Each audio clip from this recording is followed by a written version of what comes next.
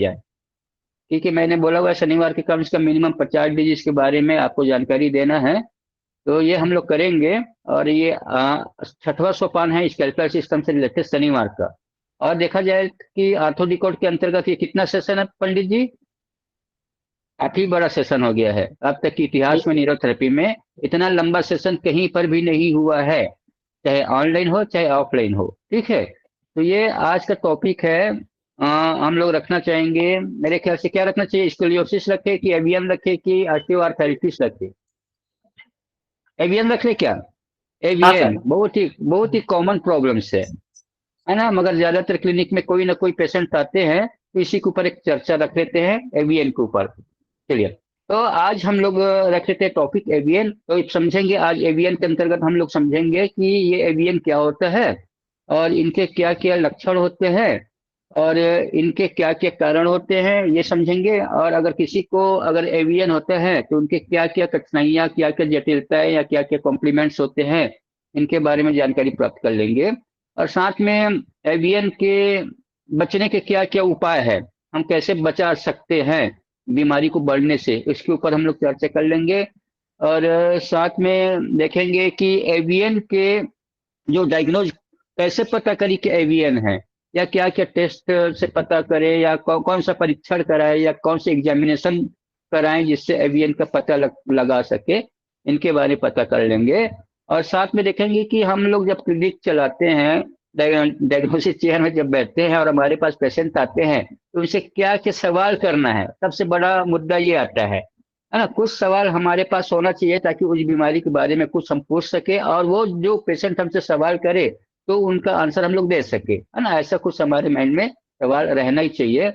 और साथ में और लास्ट में हमको इंतजार रहता है कि अगर कोई बीमारी के बारे में बताया है तो उनका न्यूरोथेरेपी उपचार क्या हो, कारण के आधार पर, है ना। पका पकाया फार्मूला नहीं देना, मगर हम लोग कारण के आधार पर अगर ट्रीटमेंट देंगे तो एवीएन के कौन कौन से ट्रीटमेंट बन सकते हैं, कितने ट्रीटमेंट बन सकते हैं, वो उनके ऊपर जानकारी प्रदान करेंगे। ठीक है, तो इस प्रकार से चलो टॉपिक को आगे बढ़ाते हैं। और आज का टॉपिक है एवीएन। तो एवीएन को हम लोग सरल भाषा में क्या बोलते हैं, अवेस्कुलर नेक्रोसिस। ठीक है, एवीएन अवेस्कुलर नेक्रोसिस। और ये जो अवेस्कुलर नेक्रोसिस है ना, वो दो शब्द से मिलकर बना हुआ है। कितने शब्द से? दो शब्द से। ठीक है, तो पहला शब्द है अवेस्कुलर और दूसरा शब्द है नेक्रोसिस। ये दो शब्द है, अवेस्कुलर नेक्रोसिस, ऐसे दो शब्द से मिलकर अवेस्कुलर नेक्रोसिस, जिसे हम लोग शॉर्टकट में एवीएन के नाम से जानते हैं, मिलकर के बना होता है। और जिसमें अवेस्कुलर का मतलब क्या होता है?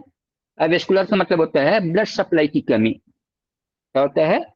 ब्लड सप्लाई की कमी को अवेस्कुलर के नाम से जानते हैं। और नेक्रोसिस का मतलब क्या होता है? नेक्रोसिस का मतलब है कोई भी कोशिकाओं का खत्म हो जाना, टूटना।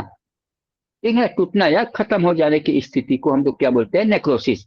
और यही नेक्रोसिस अगर हड्डी में हो तो क्या बोलेंगे? Osteo necrosis.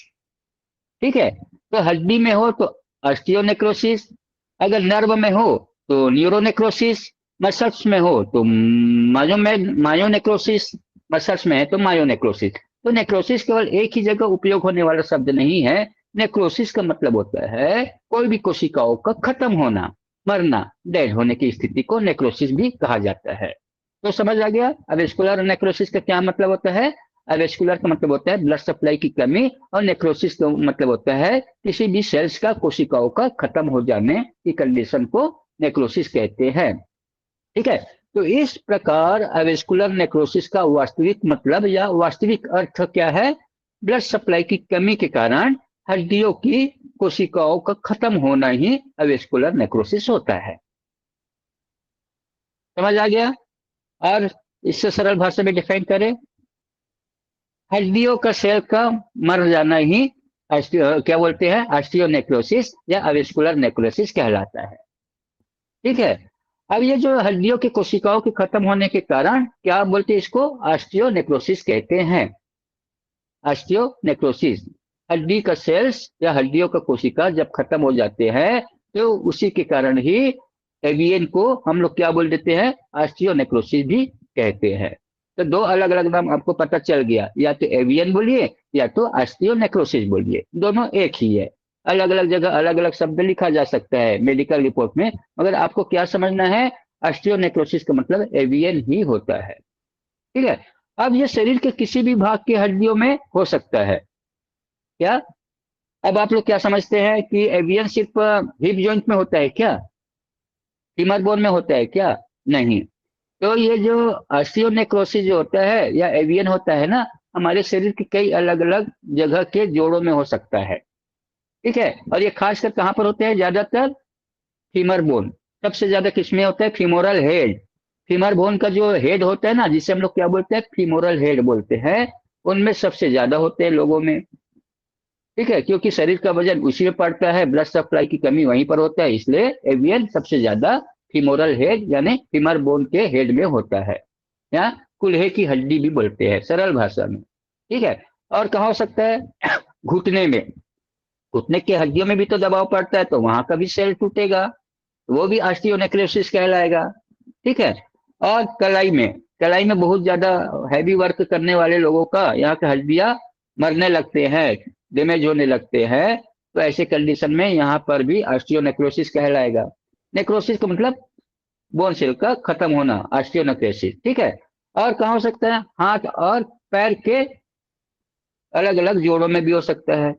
और टखना, टखना की हड्डियों में भी ये हो सकता है, क्योंकि शरीर का वजन टखनों पे भी पड़ेगा, सबसे ज्यादा एड़ियों में भी पड़ेगा। तो एड़ियों में स्पर तो होते हैं, मगर साथ साथ हड्डियों में नेक्रोसिस भी होते हैं। अगर कैल्शियम ज्यादा जमा होने के कारण अगर स्पर भी हो रहे हैं, तो हड्डियों के टूटने या मरने की वजह से वहां पर हड्डियां कम भी तो हो सकते हैं। तो ऐसे कंडीशन को ऑस्टियोनेक्रोसिस या एवीएन के नाम से जानते हैं। मगर हमारा मानसिकता कहाँ पर है? सिर्फ फीमर बोन में जो नेक्रोसिस होगा उसी को ही एवीएन बोलते हैं, ऐसा नहीं है ना। शरीर के बोन जहां पर सबसे ज्यादा लोड पड़ता है, जहां पर सबसे ज्यादा दबाव पड़ता है, जहां पर ब्लड सप्लाई की कमी हो जाता है हड्डियों में, तो ब्लड सप्लाई की कमी के कारण हड्डियों का सेल मरने लगते हैं, उन सभी कंडीशन को ऑस्टियोनेक्रोसिस या एवीएन के नाम से जानते हैं। और इनका सबसे बड़ा कारण है ऑस्टियोपेनिया। क्या? ऑस्टियोपेनिया, ब्लड सप्लाई की, हड्डियों में ब्लड सप्लाई की कमी। ठीक है। ये आप लोग बड़ा ही सरल तरीके से ध्यान रखना। ऑस्टियोपेनिया का मतलब हड्डियों में ब्लड सप्लाई की कमी, और हड्डियों में ब्लड सप्लाई की कमी के कारण वहां के वेसल्स में ब्लड सप्लाई की कमी हो जाएगा, जिसको हम लोग अवेस्कुलर बोलते हैं। और ब्लड सप्लाई की कमी के कारण हड्डियों के सेल खत्म होने लगते हैं, जिसको हम लोग नेक्रोसिस बोलते हैं। इस प्रकार से ऑस्टियोनेक्रोसिस या एवियन या अवेस्कुलर नेक्रोसिस ये का कंडीशन बनता है। ठीक है। अब ये जब किसी को एवियन होता है, तो ये शरीर के किसी एक भाग के जो हड्डी जो प्रभावित होता है, उनमें जरूरी नहीं कि एक ही साइड के हो, वो दोनों साइड की हड्डी प्रभावित हो सकता है। दोनों साइड की कोहनी प्रभावित हो सकता है, दोनों साइड का फीमर बोन प्रभावित हो सकता है, दोनों साइड के टखने प्रभावित हो सकता है। ठीक है। तो ये किसी एक भाग की प्रभावित हड्डी में या दोनों साइड के प्रभावित हड्डी में ये प्रॉब्लम प्रॉब्लम हो सकता है। ठीक है। अब कई लोग क्या होते हैं, एक साइड का अगर फीमर बोन में अगर एवियन हुआ, वेस्कुलर नेक्रोसिस हुआ या ऑस्टियोनेक्रोसिस हुआ, ठीक है, मगर कभी कभी क्या जिधर प्रॉब्लम हुआ तो उधर अब लोड देना कम हो जाता है। अब क्या करेंगे, व्यक्ति या रोगी दूसरे पैरों में लोड देना ज्यादा चालू कर देते हैं। अब जिधर ज्यादा लोड पड़ेगा उधर ब्लड सप्लाई की कमी होना चालू हो जाता है, जिसकी वजह से हड्डियों में ब्लड सप्लाई की कमी के कारण ऑस्टियोनेक्रोसिस या एवियन होना चालू हो जाता है। ठीक है। अब वेस्कुलर नेक्रोसिस के वजह से हड्डियों में क्या होता है, छोटे छोटे टुकड़े के रूप में डेड होने या खत्म होने जैसा दिखाई देता है। जब किसी को बोन में अगर ब्लड सप्लाई की कमी होगा, तो वहां का हड्डियां क्या होने लग जाता है, टूटने लग जाते हैं, और छोटे छोटे टुकड़े के रूप में वो टूट करके ऐसा लगता है जैसे वहां का एरिया खुरदुरा हो गया। क्या हो जाता है, खुरदुरा दिखाई देता है, इसमें छोटा छोटा गड्ढे की जैसा दिखाई देता है, कहीं उभार दिखेगा, कहीं एकदम गड्ढे दिखेगा। ठीक है। तो जब हड्डियां डेड होते हैं या खत्म होने से धीरे धीरे जो भाग प्रभावित होता है, जो जो हड्डी प्रभावित होता है, तो उनके आकार में क्या हो जाते हैं, बदलाव आ जाता है, चेंजेस दिखाई देता है। एकदम जो ओरिजिनल जो शेप होता है ना, वो शेप क्या हो जाता है, वो जैसे चूहे ने कुतर दिया है ना, ऐसे कुतरा हुआ दिखाई देता है, या किसी ने चाकू मार मार के नोच डाले हैं ना, ऐसे दिखाई देता है। ठीक है। तो जो भी इफेक्टेड पार्ट है हाँ, हड्डियों में ब्लड सप्लाई की कमी के कारण तो वहाँ का जो भाग होता है उनमें आकार में चेंजेस दिखाई देता है।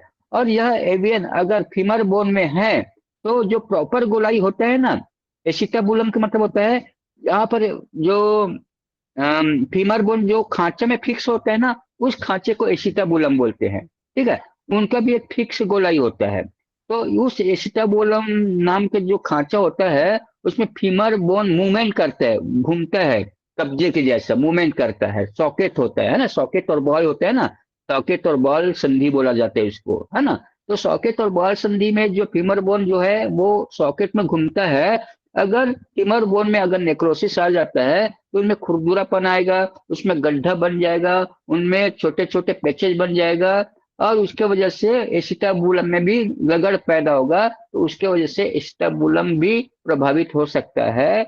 और साथ में फीमर बोन के बोन डेड होने की वजह से वहां से निकला हुआ कैल्शियम जब मरेगा हड्डी, तो वहां के जो कैल्शियम है ना वो निकल करके किसी और जगह में जाकर के जमा होगा। तो जिस जगह पर वो कैल्शियम जाकर के जमा होगा उस जगह में या मसल्स में स्टिफनेस आना चालू हो जाएगा, जकड़न चालू हो जाएगा, और उस जकड़न की वजह से उस एरिया में दर्द होना चालू हो जाता है। ठीक है, तो इस प्रकार से जहां पर एवियन हुआ है तो उस प्रभावित भाग ऐसा लगता है जैसे कि किसी चूहे ने हड्डियों में नेक्रोसिस कर दिया है, चूहे ने हड्डियों को कुतर दिया है, जिसके वजह से वहां का एरिया गड्ढे जैसा दिखाई देता है, और उनके आसपास के ब्लड वेसल में रुकावट आने के कारण दबाव आने लगते हैं। ठीक है, तो इस प्रकार से किसी भी हड्डियों में तो नेक्रोसिस हो सकते हैं, ब्लड सप्लाई की कमी के कारण, ब्लड वेसल्स में रुकावट के कारण। ठीक है, अब जहां पर ब्लड सप्लाई की कमी होगा, जहां पर ब्लड वेसल्स में रुकावट आएगा, तो वहां के ब्लड सप्लाई में कमी के कारण या रुकावट के कारण उनके आसपास के कई सारे हड्डियों की कोशिकाओं को ब्लड सप्लाई नहीं मिलेगा और नेक्रोसिस बढ़ता जाएगा। और ये एक दिन के खेल नहीं है, किसी भी हड्डियों में जब नेक्रोसिस होता है ना तो उनको होने में कई महीने लगते हैं, कई महीनों लग जाते हैं। ये 2 दिन 4 दिन 6 दिन की बात नहीं है। ठीक है, उनको होने में महीनों लग जाते हैं। अगर जब प्रॉब्लम शुरुआत में दिखाई देते हैं कि उस जगह में दर्द आ रहे हैं या जकड़न आना चालू कर दिए हैं, तो उनको इग्नोर नहीं करना है, अनदेखा नहीं करना है। ऐसे कंडीशन में जो आपके नजदीक में जो भी न्यूरोथेरेपिस्ट है या कोई भी डॉक्टर है, चिकित्सा है ना, चिकित्सक, उनसे सलाह लेना जरूरी है। ठीक है, अब हमारे पास कोई पेशेंट आते हैं तो हम सबसे पहले पूछते हैं कि दर्द कहाँ है, वहाँ की कंडीशन देखेंगे, उठने बैठने का कंडीशन देखेंगे, कई सारे उनके लाक्षणिक जो सिम्टम्स है ना, उनको देखने का प्रयास करते हैं। और अगर बोलते हैं कि ये फीमर बोन में ही दर्द है तो हम अंदाजा लगाते हैं कि शायद ये एवियन का सिम्टम्स है, उनके चलने में भी प्रॉब्लम आ जाते हैं। तो अगर किसी भी व्यक्ति को, अगर रोगी को अगर एवियन होता है तो उनका सबसे बड़ा कारण क्या है? ब्लड सप्लाई की कमी। और ब्लड सप्लाई की कमी के कारण हड्डियों को प्रॉपर ब्लड सप्लाई नहीं मिलने के कारण, ब्लड नहीं मिलने के कारण वहां के बोन में जो प्रॉपर ब्लड के माध्यम से मिनरलाइजेशन होना चाहिए, कैल्शियम मिलना चाहिए, वो नहीं मिलने की वजह से वहां का कंडीशन एसिडिक कंडीशन में कन्वर्ट हो जाने की वजह से उनमें नेक्रोसिस होना चालू हो जाता है, टूट फूट होना चालू हो जाता है। ठीक है, और ये एवियन या एविस्कुलर नेक्रोसिस ज्यादा लंबे समय से अधिक अगर रहे तो उनमें सबसे ज्यादा कारण और क्या है? ये किन लोगों को सबसे ज्यादा होता है? सबसे ज्यादा कारण किन लोगों को होता है? जो लोग ज्यादा शराब पीते हैं। ठीक है, और सबसे अधिक और सबसे कारण जो सबसे ज्यादा स्टेरॉइड लेते हैं। स्टेरॉइड और शराब ये सबसे बड़ा दुश्मन होता है हड्डियों में नेक्रोसिस होने के कारण।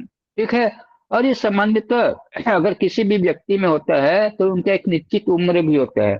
ये छोटे बच्चों में नहीं होता ज्यादातर, ये ज्यादातर 25 से 30 साल या 30 साल से 50 साल के बीच के जो व्यक्ति होते हैं ना, जो कामकाजी होते हैं, है ना, जो कामकाजी व्यक्ति होते हैं, ऐसे व्यक्ति में ये ज्यादातर एवियन होने का खतरा मंडराता है, या ज्यादातर खतरा उन्हीं लोगों को होता है जो व्यक्ति कामकाजी होते हैं। और कामकाजी व्यक्ति की उम्र सामान्यतः क्या होता है आपको मालूम है? 25 से लेकर 50 साल के बीच ये किसी भी उम्र में किसी भी व्यक्ति को क्या हो सकता है? एवियन हो सकता है।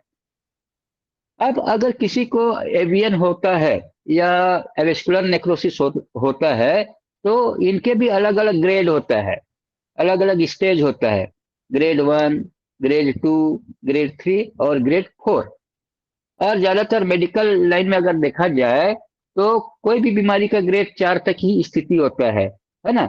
ग्रेड 1 प्राइमरी स्टेज है, ग्रेड 2 ये बढ़ते हुए प्रोसेस है, ग्रेड 3 यानी कि बहुत बिगड़ा हुआ कंडीशन है, और ग्रेड 4 में ऐसा होता है कि वो पूरी तरह से बेकार हो गया है, पूरी तरह से बेकार हो गया है। ऐसे कंडीशन हमारे किसी भी रोगी के हड्डियों में भी हो सकता है, अलग अलग ग्रेड का होता है। और हमारे पास भी कई अलग अलग पेशेंट आते हैं जो अलग अलग स्टेज के आते हैं। एवीएन के जो रोगी होते हैं जब हमारे पास आते हैं तो वो पहले स्टेज में नहीं आते हैं, वो बिगड़े हुए स्टेज में आते हैं। हमारे पास आएंगे तो कौन सी स्टेज के आएंगे?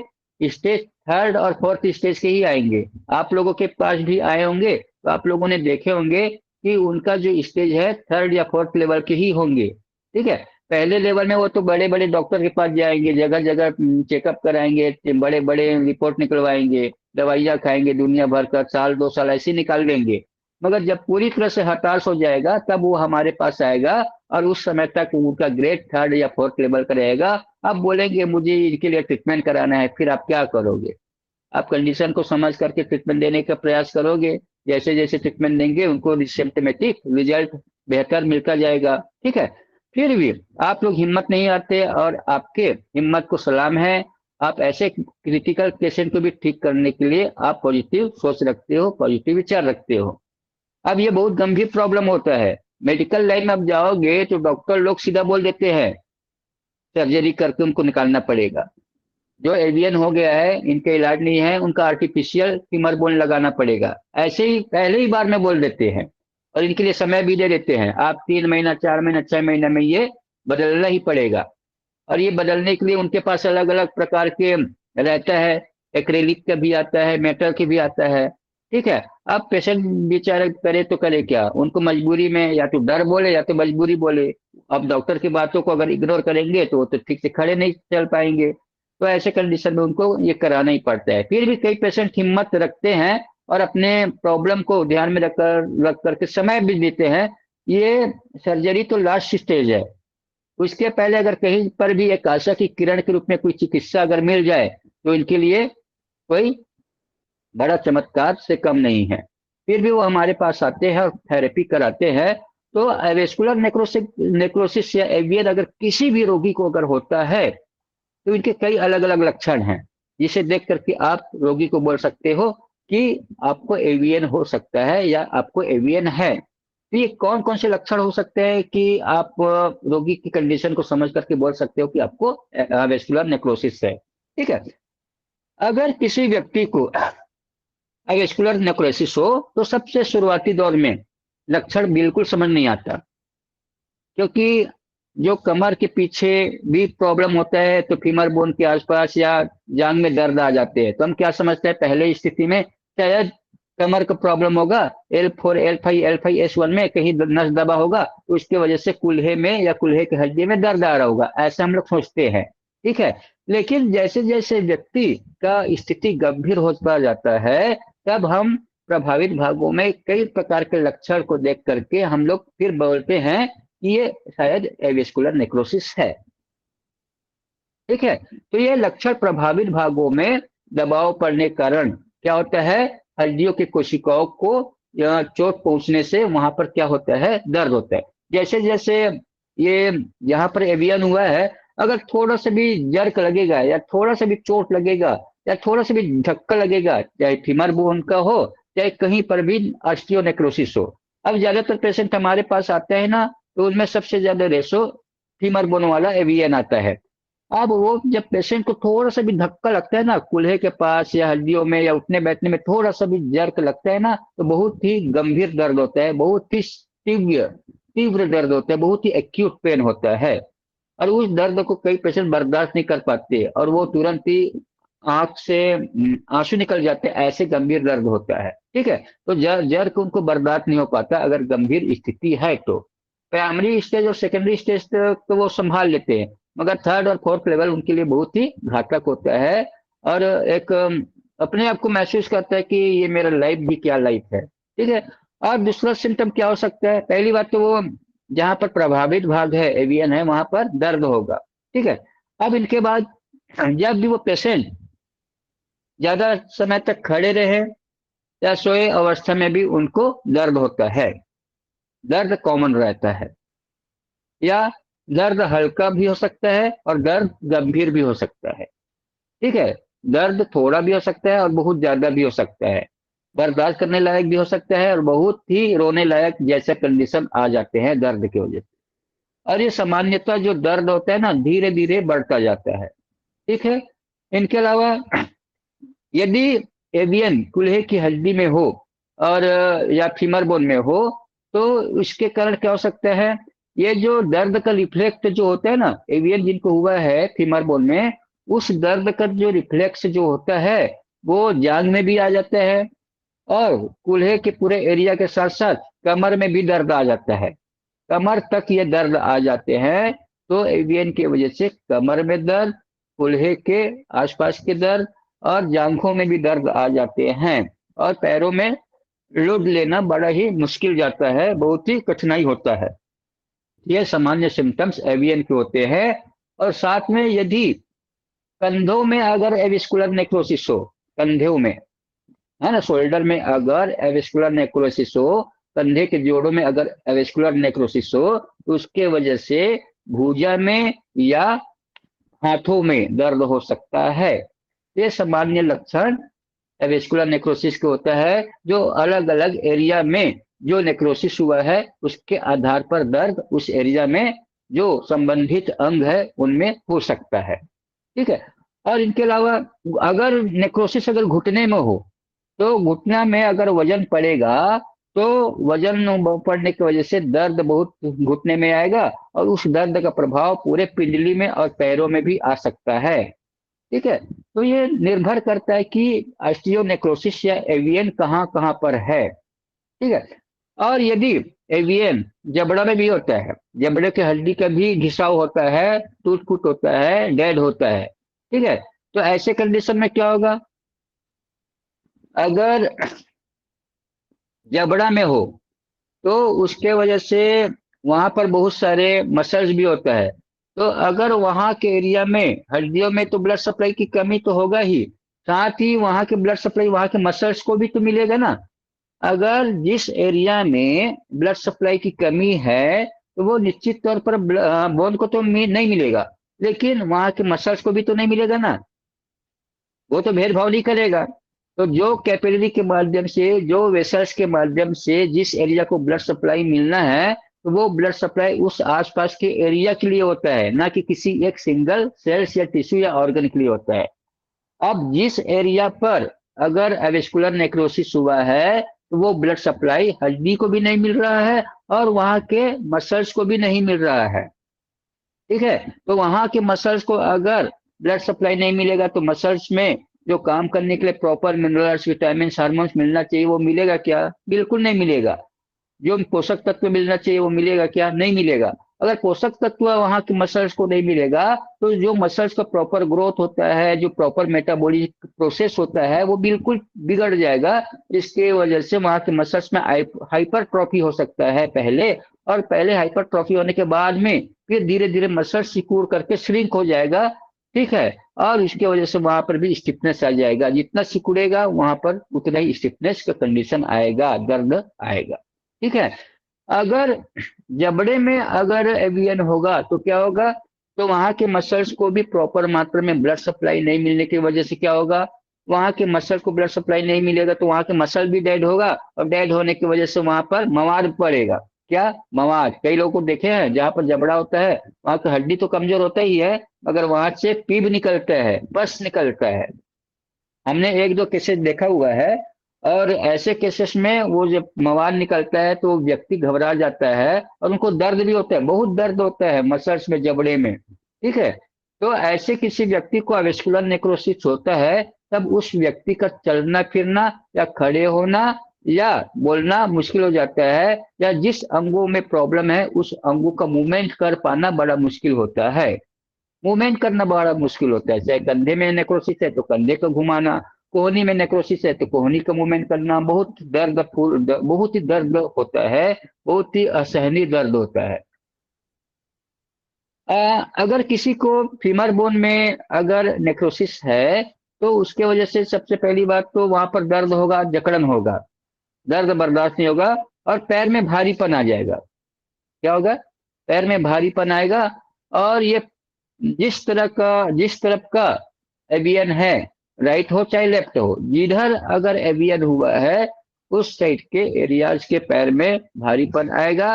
और अगर दोनों एरिया में अगर एवियन हुआ है तो दोनों तरफ के भागों में पैर में भारीपन आएगा। ठीक है। और जब किसी भी एरिया में नेक्रोसिस होता है तो उस नेक्रोसिस के कारण, ऑस्टियोनेक्रोसिस के कारण, एवियन के कारण हड्डियों के टूटने से, जब हड्डियां टूटते हैं, चाहे क्रैक हो, हल्का क्रैक क्यों ना हो, तो ऐसे कंडीशन को हम लोग क्या बोलते हैं? माइक्रो फ्रैक्चर बोलते हैं। क्या बोलते हैं? माइक्रो, छोटे छोटे टुकड़ों के रूप में जब टूटता है ना हड्डियां, तो उनको हम लोग क्या बोलेंगे? Micro fracture. अगर हड्डियों में ज्यादा बड़ी मात्रा में अगर टूट जाए तो उनको हम लोग सामान्यतः फ्रैक्चर बोलते हैं। मगर ये यहाँ पर छोटा छोटा कुतर कुतर के, चूहा जैसे हड्डियों को कुतर रहा है और वहां पर दाना दाना जैसे दिखाई दे रहा है, खुरदुरा दिखाई दे रहा है, वहां के कैल्शियम के निकलने से, हड्डियों के सेल के डेड होने से वहां खुरदुरापन आ जाता है। तो ऐसे छोटे छोटे टुकड़ों में जब हड्डियां टूटता है ना, तो ऐसे कंडीशन को हम लोग क्या बोलते हैं? माइक्रो फ्रैक्चर के नाम से जानते हैं। और उसके कारण दर्द बहुत बढ़ जाता है, क्योंकि जहां पर माइक्रो फ्रैक्चर हुआ है, जहां का हड्डियां टूट करके निकला हुआ है, वहां का कैल्शियम किसी और जगह में जाकर के, उसी एरिया में जाकर के जमा हो जाता है, हड्डियां और मसल्स के बीच में जाकर के जमा हो जाता है, जिसकी वजह से वहां के मसल्स में स्टिफनेस आ जाता है और बहुत दर्द का कारण बनता है। और कई बार तो ऐसा होता है कि वो जो कैल्शियम किसी जोड़ों में जाकर जमा हो गया, किसी और अलग जॉइंट में जाकर के जमा हो गया, आसपास के जोड़ों में जाकर के जमा हो गया, तो वहां पर एक प्रकार से ये गठिया जैसे दिखाई देता है। क्या हो जाता है? गठिया या गाउट के रूप में कन्वर्ट हो सकता है, क्योंकि ये जो बैड डेब्रिज जो होता है ना, उसी के कारण ही गठिया आता है। बैड डेब्रिज, खराब पदार्थ जिनका यूटिलिटी नहीं है, तो ऐसे अनयूटिलाइज जो कैल्शियम है, अगर जोड़ों में जमा हो जाएगा तो उसके वजह से वहां के मसल्स में क्या एक प्रकार से दबाव आ जाएगा, ब्लड सप्लाई की कमी आ जाएगा, जिसकी वजह से वहां पर गठिया जैसे कंडीशन भी हो सकता है।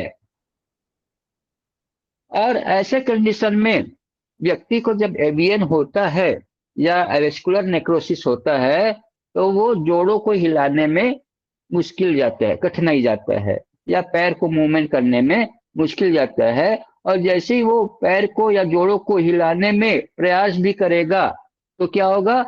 वो बहुत ही दर्द होगा या जकड़न होगा, या दर्द के मारे वो मूवमेंट भी नहीं कर सकता, बहुत ही भारी दर्द होता है।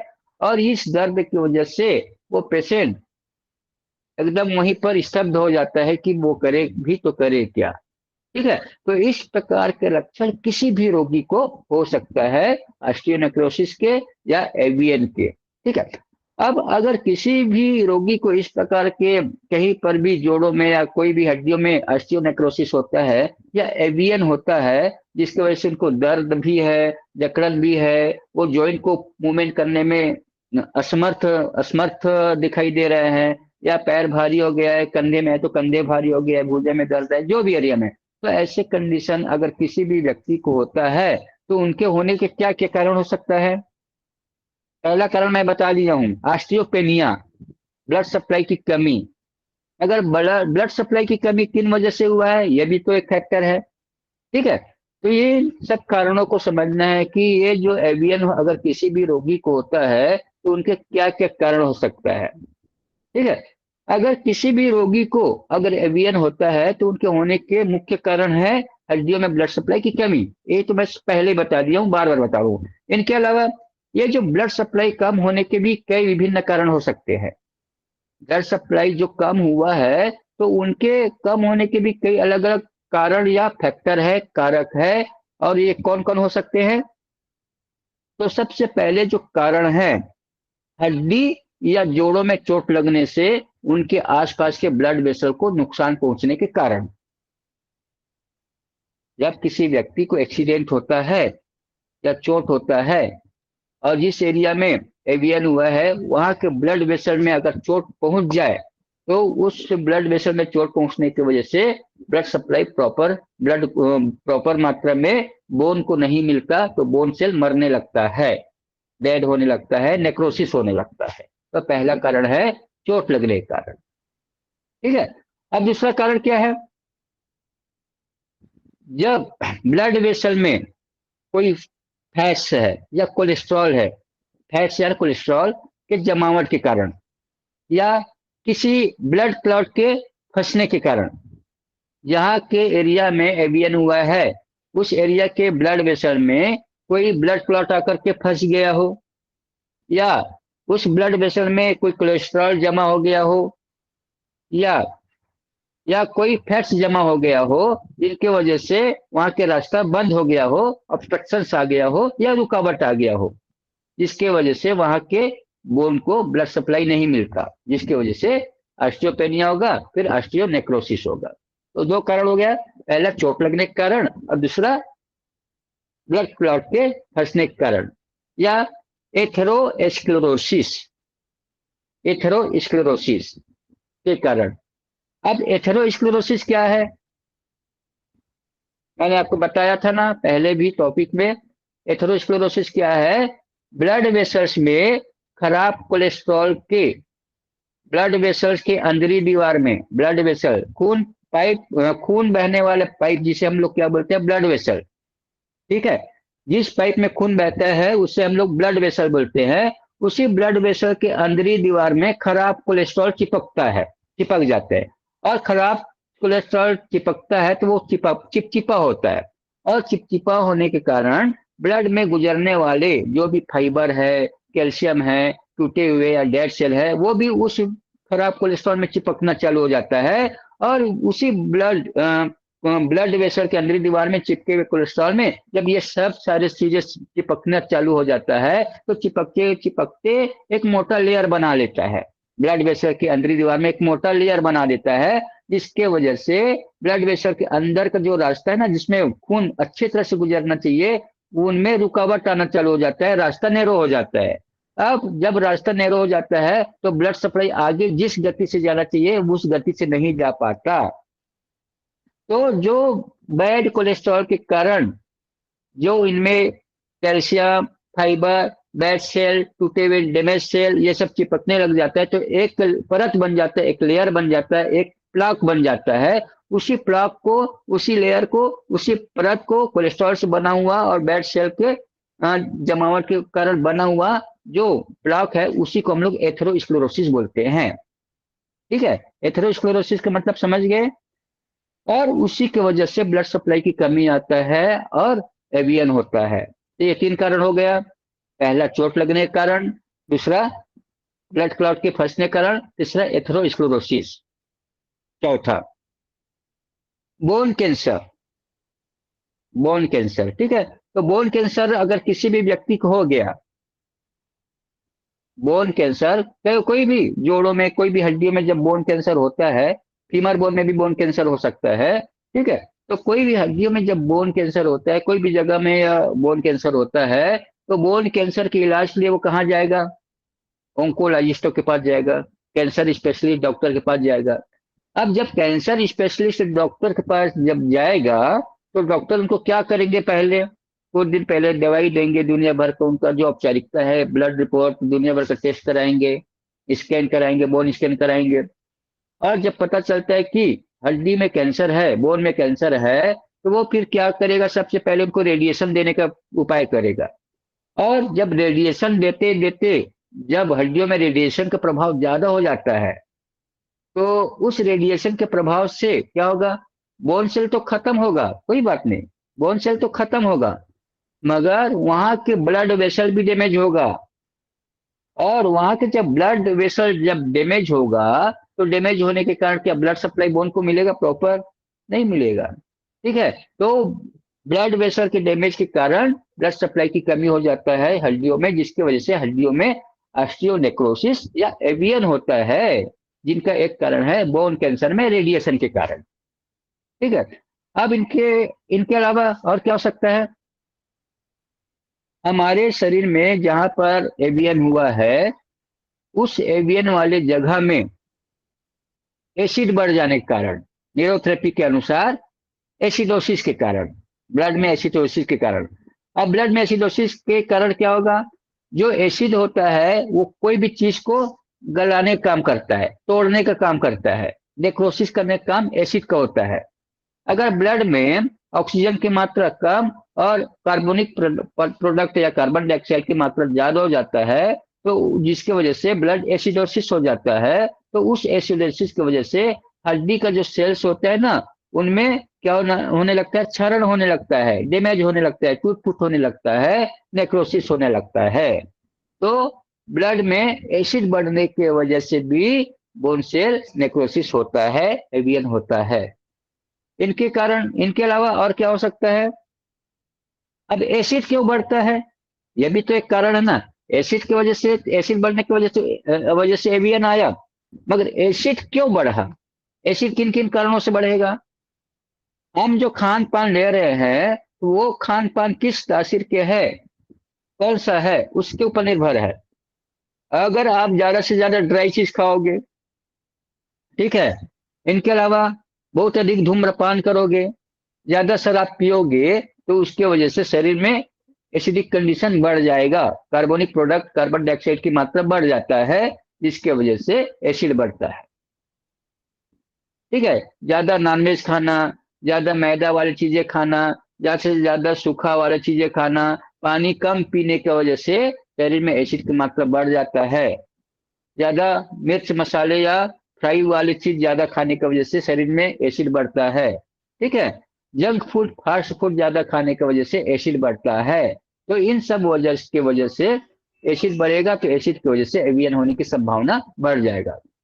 इनके अलावा जो व्यक्ति किसी भी प्रकार की अन्य बीमारी से ग्रसित है, ठीक है, और वो स्टेरॉइड लेना चालू कर दिया है, जैसे कि जिम, बीमारी कुछ भी नहीं है, वो जा रहे हैं अपना बस मसल बनाने के लिए, बॉडी बनाने के लिए जिम का यूज कर रहे हैं। और आपको मालूम है, आजकल व्यक्ति जिम जाता है, और जिम जाता है तो उनको एडवाइस दिया जाता है कि आप प्रोटीन लो।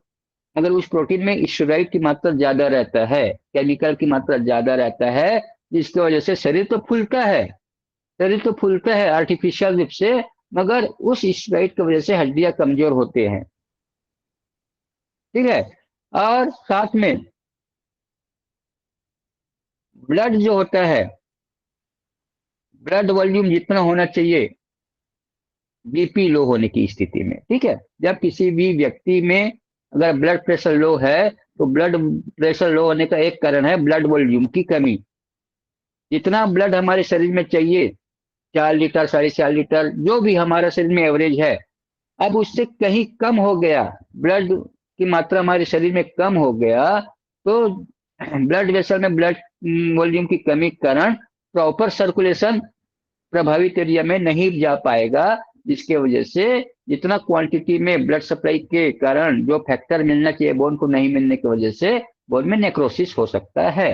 तो ब्लड वॉल्यूम की कमी के कारण, ब्लड की कमी के कारण बोल सकते हो। ठीक है, तो ब्लड की कमी के कारण ये हो सकता है कि ये सामान्य कारण एवियन होने के लिए जिम्मेदार है, और इन सब कारणों को ठीक करके आप प्रॉब्लम को बढ़ने से रोक सकते हो।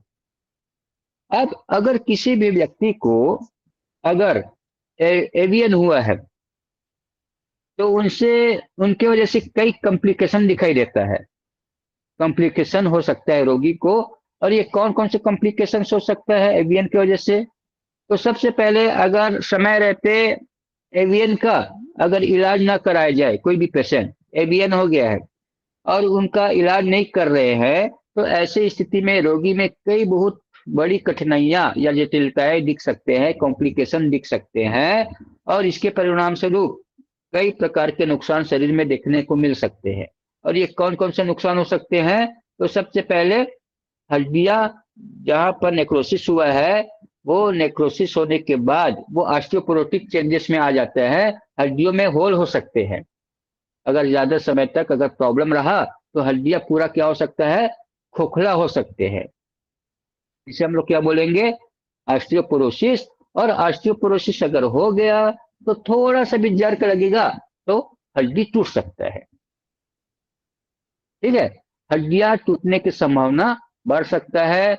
हड्डियों में खुरदुरापन आएगा, वो तो आएगा ही, खुरदुरापन तो आएगा ही, नेक्रोसिस में खुरदुरापन आता ही है। लेकिन अगर ये प्रॉब्लम बढ़ता जाएगा तो हड्डियां खोखला हो सकता है, उनमें होल हो सकता है, हड्डियां पूरी कमजोर होकर के थोड़ा सा जर्क लगेगा तो टूट सकता है। ऐसे कंडीशन को हम लोग ऑस्टियोपोरोसिस के नाम से जानते हैं।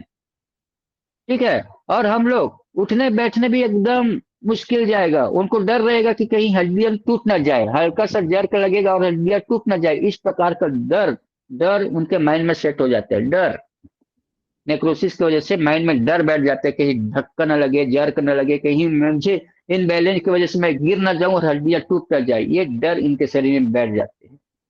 ठीक है, तो हड्डियों के टूटने से जो वहां से निकला हुआ जो कचरा है ना, कचरा, हड्डियों के टूटने से जो वहां से निकला हुआ जो कचरा, जिसे हम लोग क्या बोलते हैं, डेब्रिज, बैड डेब्रिज, ठीक है, जोड़ों में जमा हो जाते हैं, जिससे वहां पर सूजन होने की संभावना बढ़ सकता है, गठिया होने की संभावना बढ़ सकता है, गाउट होने की संभावना बढ़ सकता है। ये क्या हो सकता है, कॉम्प्लिकेशंस है।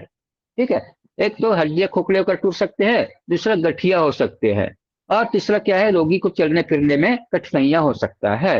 ये तीन जटिलताएं, ठीक है।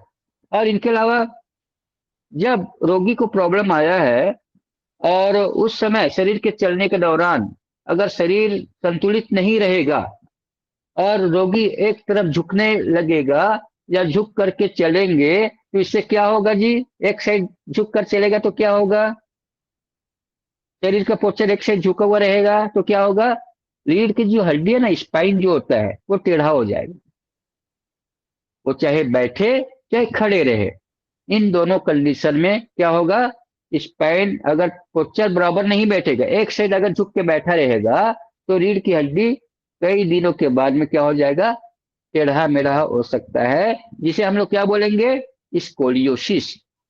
क्या बोलेंगे, स्कोलियोसिस के नाम से जानते हैं। जिनका एक कारण है एवियन का जो कॉम्प्लिकेशन है, एवियन के कारण स्कोलियोसिस होना। ठीक है, अब इसके अलावा रोगी का जो फिजिकल मूवमेंट अगर नहीं होगा, एवियन अगर हो गया है, अब वो फिजिकल मूवमेंट, आवाज नहीं आ रहा है क्या,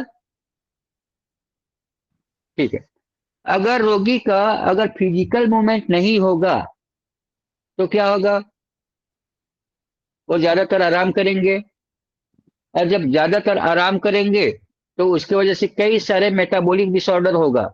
क्या होगा, कई सारे मेटाबॉलिक या चयापचय की बीमारी होगा। और चयापचय की बीमारी में क्या क्या हो सकता है, क्या क्या बीमारी हो सकता है चयापचय की बीमारी में, एक तो मोटापा बढ़ेगा, ठीक है, कोलेस्ट्रॉल बढ़ेगा, और क्या बढ़ेगा, ब्लड प्रेशर बढ़ेगा, और हार्ट पेशेंट भी तो हो सकता है, कोलेस्ट्रॉल बढ़ेगा तो हार्ट प्रॉब्लम भी तो बढ़ सकता है, ब्लड प्रेशर बढ़ेगा, कोलेस्ट्रॉल के कारण बढ़ेगा, बैड मेटाबॉलिज्म की वजह से बढ़ेगा। ठीक है, तो ये सब संभावनाएं हो सकते हैं अगर फिजिकल मूवमेंट नहीं करेगा तो। अब उस स्थिति में रोगी को अगर ये प्रॉब्लम हुआ है, एवियन का कंडीशन आया है, तो उनसे उनको रोकने के लिए हम क्या उपाय कर सकते हैं। अगर रोगी को एवियन हुआ है तो उनसे कैसे बचा जा सकता है, उसके ऊपर ध्यान देना है। और उनको बचने के लिए, ये तो शरीर की इंटरनल प्रक्रियाएं हैं, जो प्रॉब्लम आया है बॉडी के इंटरनल प्रोसेस है, इंटरनल प्रॉब्लम है, आंतरिक प्रक्रियाएं हैं। अब उनको आप कैसे सुधारोगे, तो जो जो कारण की वजह से प्रॉब्लम आया है, जो जो कारण की वजह से प्रॉब्लम आया है, तो उस कारण को बढ़ने से रोकना है, उस कारण को बढ़ने से रोकना है, और उस कारण को बढ़ने से रोकने वाला कार्य उस रोगी को करना है। और ये कौन कौन सा कार्य है जो कारण को बढ़ने से रोक सकते हैं, तो सबसे पहली बात, सामान्य जो हमारे बस की बात में है, जो रोगी जो अपने बस में है उस काम को तो कर सकते हैं ना, जिसे हम कर सकते हैं उस काम को उनको तो फॉलो करना ही पड़ेगा। तो वो कौन कौन से कार्य है जिसे रोगी कर सकते हैं, तो सबसे पहली बात है, अगर शराब पीता हो तो शराब पीना बंद कर दे। अगर स्टेरॉइड ले रहे हैं तो स्टेरॉइड लेना बंद कर दें। कई सालों से, कई महीनों से स्टेरॉइड ले रहे हैं तो वो स्टेरॉइड वाला प्रोडक्ट बंद कर दे। धूम्रपान बंद कर दे। कोई नशीले पदार्थ ले रहे हैं तो वो बंद कर दे। ठीक है। इनके अलावा इनके अलावा पानी अगर कम पी रहा था, अब तक कम पी रहे थे तो पानी पीना चालू कर दी। कितना पानी पीना है मैं बताया हूं। अपने बॉडी के कुल वजन का 6 से 8%। अगर 100 kg का व्यक्ति है तो 6 से 8 लीटर। 50 किलो का है तो कितना, 3 से 4 लीटर पानी पीना है। 50 kg है, बाकी आप एवरेज लगा लेना। 6 से 8% कितना वजन होता है पूरे बॉडी वेट का। इतना पानी एवरेज चाहिए डेली शरीर के कोशिकाओं को काम करने के लिए। आपको काम नहीं करना है, आप थोड़ी ना काम कर रहे हो। आपको तो शरीर के सेल चला रहे हैं, और शरीर के सेल को कौन चला रहा है? वही 3 चीज, हवा, पानी और खाना। ठीक है, ये आप लोग ध्यान रखिएगा। तो आपको सिर्फ देना है शरीर के सेल्स को। ठीक है, तो पानी भरपूर मात्रा में पिए। और कोई भी ऐसा एटमॉस्फेयर, दूषित वातावरण में रहने से बचे। दूषित वातावरण जहाँ पर इंफेक्शन फैलने वाला, जहां जहां पर एटमॉस्फेयर है, उन एटमॉस्फेयर से बचने का प्रयास करें। ठीक है। और साथ में अपने, अगर जबड़ा में अगर प्रॉब्लम हुआ है तो मुंह का, दांतों का अच्छे से सफाई करे, गरारा करे। ठीक है। और अगर एवियन, अगर फीमर बोन में हो या शोल्डर में हो या कहीं पर भी हो, भैया जर्क से जरूर बचना। गड्ढे, अगर आप कहीं जा रहे हो, बाइक में जा रहे हो चाहे कार में जा रहे हो, तो जहां पर भी स्पीड ब्रेकर आया, बहुत स्लोली स्मूथली निकालना। जर्क नहीं लगना। जर्क लगेगा तो दर्द बढ़ेगा, असहनीय दर्द होगा। या कहीं पर भी गड्ढे आया, जर्क हचक किया, जर्क वही आएगा, दर्द बढ़ेगा। तो गड्ढे और स्पीड ब्रेकर से संभल कर चलना। ठीक है। और जंप करने से बचना। जंप तो बिल्कुल नहीं करना, कूदना नहीं है, हड्डी टूटने की संभावना बढ़ सकता है। और साथ में घर में बैठे बैठे फिजिकल मूवमेंट, कुछ नहीं तो बैठे बैठे या लेटे हुए कंडीशन में कुछ एक्सरसाइज तो कर सकते हो ना। जोड़ों के लिए एक्सरसाइज हल्का फुल्का जो आपके बस में है उतना तो कर सकते हो। ज्यादा जोर लगा के एक्सरसाइज नहीं करना, हल्का फुल्का तो कर सकते हैं ना। स्ट्रेच कर सकते हो हल्के फुल्के, ताकि वहां पर कुछ कंडीशन में ब्लड सप्लाई बढ़े। या ऐसा कर सकते हैं, नियमित रूप से रोजाना अपने जोड़ों के लिए व्यायाम करे, जोड़ों के लिए व्यायाम करे या हल्का योगाभ्यास करे। ठीक है। इतने करने मात्र से भी कुछ परसेंट उनको आराम मिलेगा ना, बीमारी बढ़ने से तो कम से कम रुकेगा ना। तो ये आप किसी भी रोगी को सजेस्ट कर सकते हो। और अगर किसी को एवियन हुआ है तो सबसे पहला बचने का प्रयास करना जरूरी है, प्रॉब्लम अगर पता चल जाए तो। ठीक है। ये नहीं कि दवाइयों के भरोसे बैठे रहे। कुछ हमारे बस की बात है तो उस बस की बात वाले कंडीशन को अप्लाई करना बहुत ही जरूरी है। अगर किसी भी व्यक्ति को अगर एवियन है, और एवियन होने की कंडीशन में वो कैसा पता चलेगा? सिम्टम देख करके पता चलेगा। फिर भी अगर आपको लगता है कि उनका कुछ मेडिकल रिपोर्ट कराना है या इमेजिंग, है ना, रिपोर्ट कराना है, तो इसके लिए क्या क्या कर सकते हैं? वेस्कुलर नेक्रोसिस होने पर कई सारे लक्षण तो दिखाई देते हैं, जिसके आधार पर हम बोलते हैं कि उनको वेस्कुलर नेक्रोसिस है। ठीक है। फिर भी प्रभावित जो जगह है उनके कंडीशन को देखने के लिए, कौन से एरिया में कितने गहरा है, कितने स्टेज है, वो स्टेज को जानने के लिए कुछ मेडिकल रिपोर्ट की जरूरत पड़ता है। और वो इमेजिंग टेस्ट हो सकता है या कुछ मेडिकल या ब्लड टेस्ट के माध्यम से आप उनको इंडिकेट कर सकते हो। और अगर पिक्चर देखना है एवियन का, तो एवियन का पिक्चर देखना है तो पिक्चर किस में दिखेगा? एक्सरे में। पहला कंडीशन किस में दिखेगा? एक्सरे में दिखेगा, तो आप पेशेंट को एक्सरे कराने के लिए बोल सकते हो। दूसरा, एमआरआई या सिटी स्कैन कराने के लिए बोल सकते हो, उसमें भी स्पष्ट रूप से दिखेगा। एमआरआई में भी स्पष्ट रूप से कंडीशन पता चलेगा कि कौन से एरिया में कितने एवियन का कंडीशन है ना। और लास्ट में बोन स्कैन। बोन स्कैन का मतलब बोन मैट्रिक्स डेंसिटी। ठीक है, हड्डियों का घनत्व पता करेगा। ये पूरे शरीर के स्कैन करेगा, जितना भी हड्डी है पूरे शरीर का, वो पूरे शरीर स्कैन करेगा, और एक हड्डियों का ढांचा दिखाई देगा, और हड्डियों के ढांचे में कहाँ कहाँ पर प्रॉब्लम दिख रहे हैं वो इंडिकेट कर देगा। ठीक है। तो इस प्रकार से आप ये 4 test, X-ray, CT scan, MRI और बोन स्कैन के माध्यम से एवीएन के कंडीशन को समझ सकते हैं या पता लगा सकते हैं। अब आता है सबसे महत्वपूर्ण सवाल आपके क्लिनिकल मैनेजमेंट के रूप में। क्लिनिकल मैनेजमेंट के अंतर्गत अगर कोई पेशेंट में आता है, आप उनका डायग्नोसिस करते हैं, तो आप उनसे सवाल करोगे। तो क्या क्या सवाल करना है, ये सबसे ज्यादा इंपॉर्टेंट है। ठीक है। अब ये नहीं कि पेशेंट आ गया, उनको तो एवीएन है, चलो आप ट्रीटमेंट दे दे, मगर कुछ तो कंडीशन को समझना पड़ेगा ना, उनके कारण को समझना पड़ेगा ना। तो कारण को जानना है तो इसके लिए सवाल करना ही पड़ेगा। और क्या क्या सवाल करना है आइए समझते हैं। अगर किसी भी रोगी को एवीएन है तो उनसे क्या क्या सवाल करना है, जिनके कारण उनका निदान हो सके, वास्तविक निदान हो सके, और वास्तविक कारण का पता लग सके। ठीक है। तो एक तो कारण का पता चलेगा, और दूसरा वास्तविक निदान होगा, वास्तविक डायग्नोज होगा। ठीक है, इसलिए सवाल करना है। और बिना कारण अगर आप फार्मूला देंगे, ट्रीटमेंट देंगे, तो पेशेंट ठीक होगा क्या है? आपको जाना कलकत्ता है और ट्रेन पकड़ लिया मुंबई का, तो आप कलकत्ता पहुंच जाओगे हैं? फिर कलकत्ता जाने के लिए आपको दोबारा ट्रेन पकड़ के डबल दूरी तय करना पड़ेगा, है ना? तो मेहनत दुगना तिगना हो सकता है। इसलिए कारण जानिए और वास्तविक निदान करिए। तो इसके लिए क्या क्या सवाल करना है? तो एवेस्कुलर नेक्रोसिस या एवीएन का अगर निदान करना है या वास्तविक कारणों का पता लगाना है, तो रोगी से कई तरह के सवाल पूछना है। कई तरह के सवाल पूछ सकते हैं जिससे रोग का, ठीक है, जिससे रोगी के रोग का वास्तविक कारणों का पता चल सके। और इनके अंतर्गत मुख्य रूप से क्या क्या सवाल करना है? सबसे पहले सवाल, आपके पास कोई पेशेंट आते हैं तो उनसे पर्सनल डिटेल ले लेते हो, वो आप ले लेना। पर्सनल डिटेल में क्या क्या लेते हो?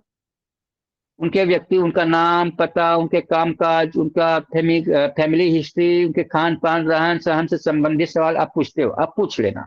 ठीक है, कोई प्रॉब्लम नहीं है।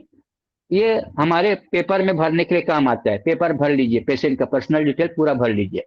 अब उसके बाद देखेंगे उनके सिम्टम से रिलेटेड, उनके उठने बैठने चलने का कंडीशन देखना, ऑब्जर्वेशन करना, उठने बैठने चलने का कंडीशन देखना कि कैसे बैठते हैं, कैसे उठते हैं, कैसे चलते हैं, ऑब्जर्वेशन करना। ठीक है।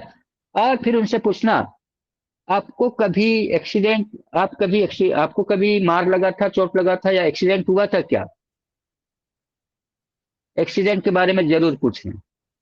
ये नोट डाउन कर लो, बहुत इंपॉर्टेंट सवाल। एक्सीडेंट या कोई चोट या इंजरी हुआ तो क्या प्रभावित एरिया में? ठीक है। अब इसके अलावा क्या पूछोगे? धूम्रपान या शराब सेवन के बारे में पूछना। ठीक है। अगर धूम्रपान कर रहे, शराब पीते थे तो बंद करवा देना। इनके बाद स्टेरॉइड और अन्य दवाई अगर लेते रहे होंगे तो उनके बारे में पूछना और वो बंद करवा देना। ठीक है। और इसके अलावा ये जो प्रॉब्लम अगर किसी भी रोगी को आया है, तो ये प्रॉब्लम फैमिली में किसी और को है क्या? फैमिली में किसी और को है क्या? तो फैमिली हिस्ट्री पूछना। अगर फैमिली में उनके मम्मी को, पापा को, भाई को, बहन को अगर हुआ है या ब्लड रिलेटिव में हुआ है, तो ये अनुवांशिक होने की संभावना है। अगर इस व्यक्ति को हुआ है और उनके परिवार में एक दो तीन लोगों को और हो गया है, तो ये फैमिली हिस्ट्री के अंतर्गत क्या आएगा? जेनेटिक प्रॉब्लम आएगा, हेरिडिटी प्रॉब्लम आएगा। ठीक है। फिर ऐसे कंडीशन में फार्मूला चेंज हो जाएगा। फार्मूला आपको बनाना है ना, वास्तविक फार्मूला। तो वास्तविक फार्मूला बनाना है तो कारण तो आपको जानना पड़ेगा, और कारण जानने के लिए आपको सवाल पूछना पड़ेगा। ये नहीं कि पका पकाया फार्मूला, चलो एवीएन के लिए ट्रीटमेंट बता दीजिए सर, और मैंने ला करके आपको ट्रीटमेंट बता दिया। जबकि ट्रीटमेंट का बंच है, उस बंच में आपको कौन सा ट्रीटमेंट सिलेक्ट करना है वो आपको जानना है, तो सवाल करना पड़ेगा, सवाल पूछना पड़ेगा। कारण तो बहुत सारे आपको बताए हैं। ठीक है। तो मगर बिना कारण के ट्रीटमेंट नहीं देना, सवाल जानकर ट्रीटमेंट दोगे तो निश्चित रूप से पेशेंट को ठीक होने में कोई नहीं रोक सकता, और जल्दी ठीक होने की संभावना बढ़ जाएगी। भले 6 महीना लगे, 8 महीना लगे, 15 महीना लगे, मगर पेशेंट का ठीक होने की संभावना बढ़ सकता है। मैं नहीं बोल रहा हूँ कि 2 महीना 4 महीने में ठीक हो जाएगा, जिस बीमारी की इलाज नहीं है सर्जरी के अलावा, अगर वो बिना सर्जरी के आपके ट्रीटमेंट से अगर 2 साल में ठीक हो गया और सिम्टम पहले से रिकवर हो गया और दर्द पूरा खत्म हो गया, तो इससे बड़ा रिजल्ट और क्या चाहिए। ठीक है, तो इसलिए आप सवाल करना, और जितना सवाल करेंगे उतना कारण पता चलेगा, बीमारी का निदान होगा। और रोगी को कुछ अन्य प्रकार के कुछ बीमारियां जैसे नर्व की बीमारियां या मसल से रिलेटेड कोई बीमारियां है तो वो भी पूछ लेना। कमर से रिलेटेड बीमारियां, है ना, कमर में नर्व दब जाता है, ठीक है, या कोई अन्य प्रकार की बीमारी है तो उसके बारे में भी पूछ लेना। तो शायद ये संभावना हो सकता है कि L4 L5 में प्रॉब्लम होगा, तो वहां से निकलने वाले जो गुजरने वाले साइटिका नर्व की वजह से वहां पर दर्द हो सकता है, फिर वो बाद में एवियन नहीं हो। तो ये भी संभावना जो रहता है ना, उस संभावना को क्लियर करना। हो सकता है कि एवियन के साथ में कमर में L4 L5 S1 में भी नर्व दबा हो। दो दो कंडीशन हो सकता है, जरूरी नहीं कि एवियन है तो ये कमर का दर्द नहीं आएगा, ये भी हो सकता है। ये सवाल करना, नर्व और मसल से रिलेटेड जो भी बीमारियां है उनके बारे में पूछना। और हड्डियों में कभी फ्रैक्चर हुआ है तो उसके बारे में जरूर पूछना, कभी हड्डियों में फ्रैक्चर हुआ था क्या। माइक्रो फ्रैक्चर तो है, नेक्रोसिस क्या है, micro fracture, dead of bone cell, ठीक है, ये कंडीशन है। तो आप उनको निश्चित रूप से पूछना, निश्चिंत होकर पूछना। अगर आपको एवियन हुआ है तो कभी उस जगह में फ्रैक्चर हुआ था क्या, हाँ या नहीं में, तो पेशेंट जवाब देगा। अगर पेशेंट बोलेगा हाँ मुझे फ्रैक्चर हुआ था, तो वहां पर कोई ट्रीटमेंट पूछने की जरूरत नहीं है किसी से, आपको कौन सा ट्रीटमेंट देना है जब फ्रैक्चर होता है तो। जब एक्सीडेंट होगा, मार लगा है और फ्रैक्चर हो गया है, तो कौन सा ट्रीटमेंट देना है, किसी से पूछना है क्या। वहां ऐसी ट्रीटमेंट देंगे कि न्यूज देंगे कि इंजरी ट्रीटमेंट देंगे।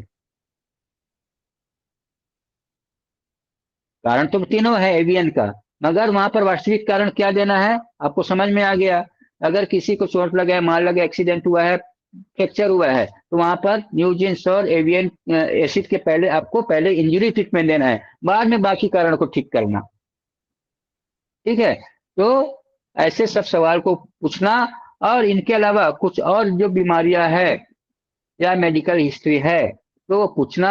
और उस मेडिकल हिस्ट्री के अंतर्गत क्या क्या पूछना, कौन कौन सी बीमारी के बारे में पूछना, पेशेंट कार्ड में लिखा हुआ है। मेरा जो पेशेंट कार्ड मैंने जो बनाया है, मैंने स्पष्ट कर दिया है कि ये सवाल पूछना। इनमें क्या क्या पूछना, blood sugar, BP, asthma, kidney problem, heart problem, liver का problem, old UDF, genetic problem, ये सब चीज मैंने डाल दिया ताकि आपको ज्यादा मेहनत करने की जरूरत नहीं है। ठीक है, फैक्टर के आधार पर, बीमारी के फैक्टर के आधार पर मैंने वो लाइन डाल दिया है। आप वहां पर देखो और उनसे रिलेटेड सवाल कर लो, आपको वहीं से भी बहुत सारे सवाल पूछने का हाँ, माध्यम मिल जाएगा। ठीक है ना पंडित जी, है ना, पेशेंट कार्ड में लिखा हुआ है ना। हाँ, तो आपको इधर उधर प्रश्न ढूंढने की जरूरत नहीं है। जो प्रश्न पूछने लायक शब्द है मैंने उसमें पेशेंट कार्ड में डाल दिया, आप वो देख देख करके पूछ लो ना पेशेंट से। 25 सवाल तो आपको वहीं पर बन जाएगा, इतना सारा मैंने मटेरियल डाल दिया पेशेंट कार्ड में।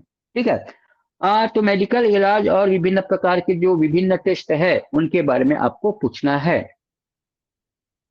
मेडिकल टेस्ट में क्या क्या टेस्ट कराए वो पूछ लेना, देखना, देखना उसमें कैल्शियम की कमी तो नहीं है, कोलेस्ट्रॉल तो बढ़ा हुआ तो नहीं है ना, ब्लड रिपोर्ट में एथेरोस्क्लेरोटिक की कंडीशन तो नहीं है, या जो भी एक्सरे है, एमआरआई सीटी स्कैन किया है वो देख लेना, कौन से पोजीशन में कौन सी स्थिति में नेक्रोसिस है ना, ये सब आप देखना और पूछना। और सबसे लास्ट में आपको मालूम है हमारा ब्रह्मास्त्र क्या है, न्यूरोथेरेपी का ब्रह्मास्त्र क्या है डायग्नोस के लिए, डायग्नोस्टिक पॉइंट। डायग्नोस्टिक पॉइंट जरूर चेक करना, और डायग्नोस्टिक पॉइंट पूरा चेक करना, और जिस फ्रिक्वेंसी में जिस पॉइंट में दर्द है उनको नोट डाउन करना। ब्रेन में कितना दर्द है, gall, spleen, liver, mucus, right ओरी, लेफ्ट ओरी, WD, राइट पर को लेफ्ट पर खी, है ना, लिवर जीरो, म्यूकस जीरो, गैस्ट्रोनरी गैस सही, इन सब पॉइंट को चेक करना। और इनमें कितने नंबर का दर्द है सबको नोट डाउन करना, और उन सब दर्द को निकालने का जो फार्मूला है वो भी देते रहना है। ठीक है, तो डायग्नोस्टिक पॉइंट चेक करके उनके आसपास या अंगों में जो भी समस्या हुआ है उससे संबंधित सवाल करना। और इनके अलावा विभिन्न प्रकार के शारीरिक जो परीक्षण है, फिजिकल एग्जामिनेशन है, नाखून है, जोड़ों का है, आंख है, जीभ है ना, स्किन का कलर है, इन सब से संबंधित आपको सवाल करना है फिजिकल डायग्नोस के लिए। ठीक है। अब इन सब कंडीशन से गुजरने के बाद आपको अब आना पड़ेगा ट्रीटमेंट की तरफ। अब ट्रीटमेंट क्या क्या देना है न्यूरोथेरेपी में? जा जा दीदी को बोल। तो अब ये सब कंडीशन से गुजरने के बाद, पेशेंट से सब सवाल करने के बाद, अब आपको जरूरत है न्यूरोथेरेपी ट्रीटमेंट सेट करना है। और कौन से ट्रीटमेंट देना है वो आपको डिसाइड करना है। तो एवेस्कुलर नेक्रोसिस का जो ट्रीटमेंट है या उपचार है वो क्या हो सकता है?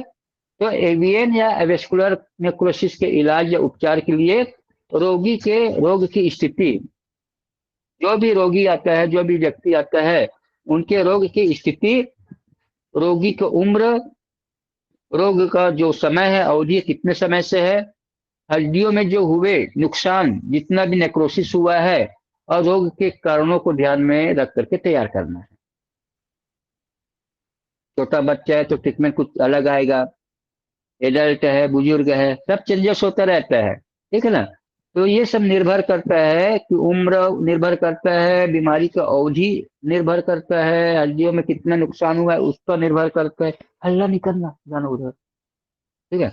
तो ये सब आपको ध्यान में रखना है। और रोगी की जितना भी बीमारी का जो लक्षण है, उन लक्षण को ध्यान में रख करके भी आपको ट्रीटमेंट देना है। जैसे ब्लड सप्लाई की मात्रा को बढ़ाने, और अगर ज्यादा दर्द है उस दर्द को कम करने वाला भी आपको ट्रीटमेंट देना है, अन्य कारणों को ठीक करने के साथ साथ। ठीक है।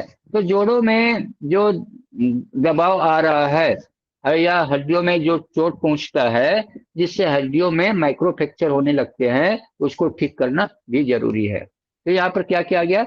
एक तो ब्लड सप्लाई बढ़ाना, दर्द ज्यादा है तो दर्द को कम करने वाला ट्रीटमेंट। ठीक है। जोड़ों में दबाव के कारण हड्डियों में जो चोट पहुंचा है उनको ठीक करना। ठीक है। या टूट फूट हुआ है तो उनको ठीक करना। फिर इनके अलावा कोलेस्ट्रॉल अगर बढ़ा हुआ है तो कोलेस्ट्रॉल को कम करने वाला ट्रीटमेंट देना है। तो हो सकता है कोलेस्ट्रॉल की वजह से ब्लड सप्लाई की कमी हो गया हो, है ना, तो उनके तरफ आपको ध्यान देना। तो इन सब के लिए ट्रीटमेंट देना है। और चलने फिरने में जो गिरने का जो डर रहता है, उस स्थिति में रोगी को चलने के लिए क्या क्या, क्या चाहिए? वॉकर या स्टिक की जरूरत भी पड़ेगा। उनको ऐसे ही अकेला चलने के लिए नहीं बोलना है, उनको बोलना अगर चलना है तो आप वॉकर या कोई स्टिक या डंडा लेकर के चलना, ताकि गिरने का जो डर है वो कुछ हद तक, है ना, चल जाए। तो ये छोटी छोटी बातें हैं जो ट्रीटमेंट देना है, उनके साथ साथ कुछ सावधानियां भी जरूरी है। अगर किसी रोगी को नेक्रोसिस है तो हड्डियों में नेक्रोसिस के कारण क्या होता है? टूटे हुए जो हड्डी है किसी दूसरे जगह फंस जाते हैं।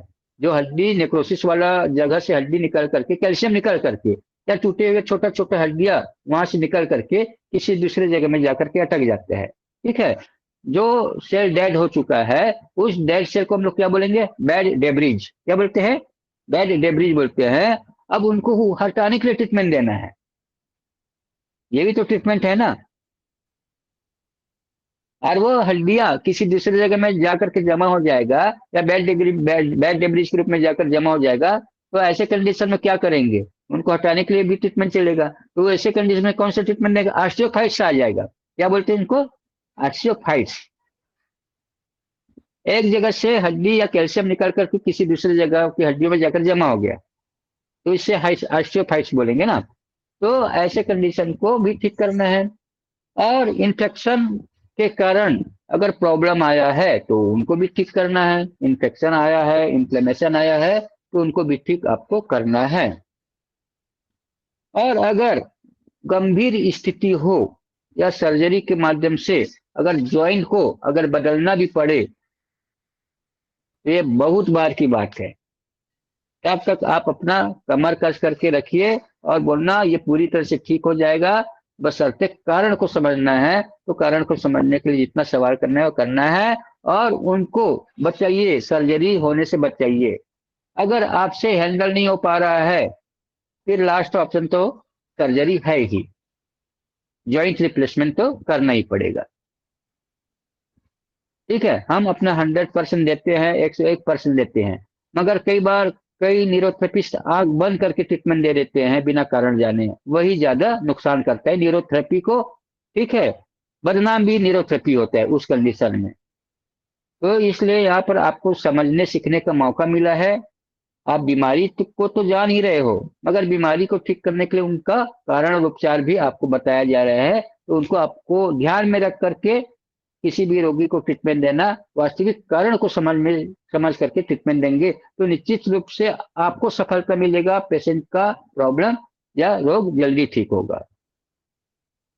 अब जितना भी मैंने उपचार के लिए संभावित बातें बताए हैं, अब इनको न्यूरोथेरेपी फार्मूला में सेट करना है। तो कौन कौन से कारणों को ठीक करना है उसका मैंने जिक्र किया था, और क्या क्या ट्रीटमेंट देना है। तो दीदी को बोलना, दीदी को बोलना, हाँ। हाँ, तो अगर किसी रोगी को एविस्कुलर नेक्रोसिस अगर हुआ है, तो इसे ठीक करना सरल काम है कि कठिन काम है? अभी फिलहाल तो कठिन काम है, फिलहाल तो अभी कठिन काम है, ठीक है। मगर उस कठिन कार्य को कौन हैंडल करने जा रहा है? आप सभी न्यूरोथेरेपिस्ट, ठीक है। क्योंकि वो पेशेंट कई जगह से आया रहते हैं इलाज करा करा करके, और हमारे पास थर्ड फोर्थ स्टेज में आ रहा है, तो एक हमारे लिए कठिन कार्य है। अभी हम उसको सरल नहीं बोलेंगे। जैसे जैसे आप ट्रीटमेंट देते जाएंगे, इनके रिजल्ट में जब सुधार आता जाएगा, तो निश्चित रूप से बोल सकते हो कि उनमें सुधार आया और ये हमने सरल कर दिया उनके प्रॉब्लम को, एक ठीक करने का एक रास्ता दे दिया, ठीक है। फिर भी अगर पेशेंट के प्रॉब्लम को ठीक करना है, तो मूल कारणों को ध्यान में रख करके उपचार करना है। अगर मूल कारणों को ध्यान में रख करके अगर उपचार किया जाए, तो असंभव भी क्या लगने लगेंगे? संभव लगने लगेंगे, ठीक है। तो संभव अगर करना है, तो मूल कारणों को ध्यान में रख करके उनको रोगी को ट्रीटमेंट देना है। और ये ट्रीटमेंट क्या हो सकता है? तो रोग की कंडीशन को समझ करके, रोगी की कंडीशन को समझ करके शरीर के प्राकृतिक कार्यों को संचालन में लाना है, बिगड़े हुए कार्यों को सुधारना है, और न्यूरोथेरेपी में उनको असंभव से संभव बनाना है। तो इन सब के लिए को क्या महत्वपूर्ण है? बीमारी का मेन कारण, उनके रहन सहन, खान पान, ये सब जिम्मेदार बैठेगा। न्यूरोथेरेपी किसी रोग के मूल कारणों को ठीक करने के लिए जाने जाते हैं, पहली बात तो, ठीक है। जिससे रोग के कारण से आए कितने भी लक्षण हो, वो लक्षण अपने आप ठीक हो जाते हैं, ठीक है। अगर मेन कारण को ठीक कर दोगे, तो उस कारण से आए हुए कितने भी लक्षण हो वो अपने आप ठीक हो जाते हैं, ये आपको मालूम है। इसी क्रम में एवीएन के उपचार या ट्रीटमेंट में न्यूरोथेरेपी रोग के मूल कारणों को ठीक करने के लिए कुछ इस तरह से उपचार देना है, जाना बाद में हम, ठीक है। तो क्या क्या उपचार देना है?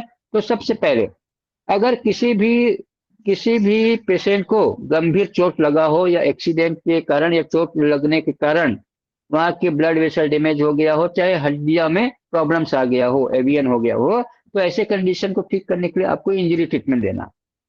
और इंजरी क्या, अभी का नया इंजरी दे दो ना, हम लोग अभी यूज करते हैं, ठीक है ना। इसमें क्या क्या है? इंजरी के साथ में लैक्टिक एसिड भी है, फॉलिक, प्योर फॉलिक और न्यूजिन, ये है, और सभी फायदेमंद है। हड्डियों के ज्यादातर प्रॉब्लम में फॉलिक एसिड बहुत ही कारगर ट्रीटमेंट है, ठीक है। तो ये आप लोग ध्यान रखना। अभी नया इंजरी आया है, नामकरण तो मैंने नहीं किया है, जैसे चल रहा है वैसे चल रहा है, आप लोग चाहे तो नामकरण कर सकते हैं। तो गंभीर एक्सीडेंट होने की वजह से प्रॉब्लम आया है, तो ऐसे कंडीशन में रोगी को इंजरी ट्रीटमेंट देना। एक, हड्डियों में ब्लड सप्लाई बढ़ाना है, ब्लड क्लॉट को खत्म करना है, तो कौन सा ट्रीटमेंट दोगे? उचित हेपरिन ट्रीटमेंट दोगे। तो मल्टी हेपरिन भी दे सकते हो, क्योंकि मल्टी हेपरिन में क्या होगा, एंटी कैल्शियम भी है, जो जमा हुआ बैड डेब्रिज को भी तो निकालेगा ना, वो जरूरी है। सफाई करना है, कचरे का सफाई करना है, तो मल्टी हेपरिन दे दो। मैं दे रहा हूँ, चलो, ठीक है। अब अगर किसी भी रोगी को खाने पीने में अगर तकलीफ है, पोषक तत्व की कमी है, मिनरल्स की कमी है, तो ऐसे कंडीशन को ठीक करना है तो उसका पेट सेट करना पड़ेगा। अब मिनरल्स में कैल्शियम की कमी है तो पेट सेट करने के साथ में 125 DCC देना। क्या बोल रहा हूँ?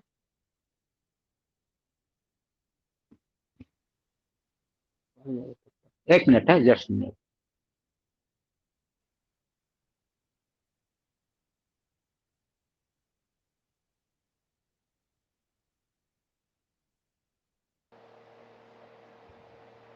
हाँ जी, बोलिए। अभी अभी तक जो अनूप सर ने सत्र लिया है, इसमें कोई समस्या या तो कहीं पे ऐसा कोई ऐसा पड़ा हो जहाँ पे आपको समझ में ना आया हो?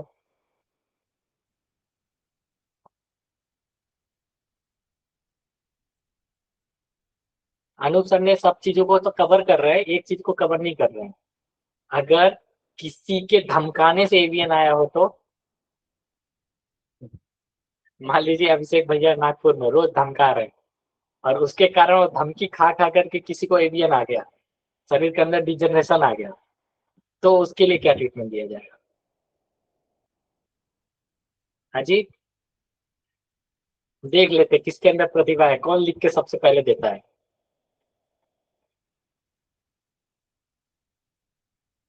होता है ना डर, डर का माहौल, मतलब या तो परिवरिश डर का हो गया हो, या तो जिस ऑफिस में काम कर रहे हो उसमें एक डर का माहौल बन जाए, और बार बार चलिए, प्रेशर आया, मानसिक प्रेशर आया, कोई आपको धमकाए और वो धमकी खा खा करके क्या हुआ, आपके अंदर डर पैदा हुआ और आपको एवियन हो गया, तब कौन सा ट्रीटमेंट देंगे? इनका ना आंसर लास्ट में जानेंगे। अभी सेशन को आगे बढ़ाते हैं। छोटी बच्चे, मेरे छोटी वाली बच्ची जो मेरे साथ आती है, अभी उनकी मम्मी गांव गई है, मेरे पास अभी 10 दिन से है ना, और अभी हम लोग ही केयर कर रहे हैं, है ना। ठीक है, कोई बात नहीं, उनकी मदर्स नहीं है, अभी गांव गए हैं, तो ये मेरे पास ही आते हैं कोई भी सवाल जवाब करने के लिए। तो अभी हम लोग सब कर रहे थे एवियन के बाद ट्रीटमेंट। अगर किसी भी पेशेंट को अगर प्रॉब्लम्स, अगर एसिडोसिस की वजह से आया है, ब्लड में एसिड बनने की वजह से आया है, तो ऐसे कंडीशन में कौन सा ट्रीटमेंट देना है? एसिडोसिस के कंडीशन को ठीक करने के लिए क्या ट्रीटमेंट देना है? म्यूकस जीरो में दर्द होगा ना, जब ब्लड में एसिड बढ़ा रहेगा, एसिडोसिस की कंडीशन होगा तो म्यूकस जीरो में दर्द होगा, तो कौन सा ट्रीटमेंट देना है? ऐसी ट्रीटमेंट इसे फार्मूला देना है। ठीक है, चलिए। और अगर किसी भी पेशेंट को जेनेटिक कंडीशन में हेरिडिटरी प्रॉब्लम्स है, या जन्मजात बीमारियां है, या आनुवंशिकी कंडीशन में आया है, तो फिर क्या देंगे? ये सब आपको मालूम है ना क्या देना है। टारगेट ट्रीटमेंट बता रहा हूँ अभी। अनुवांशिकी या जन्मजात हो तो ऐसे कंडीशन में न्यू जीन्स फार्मूला देना। ठीक है, बढ़िया, गुड।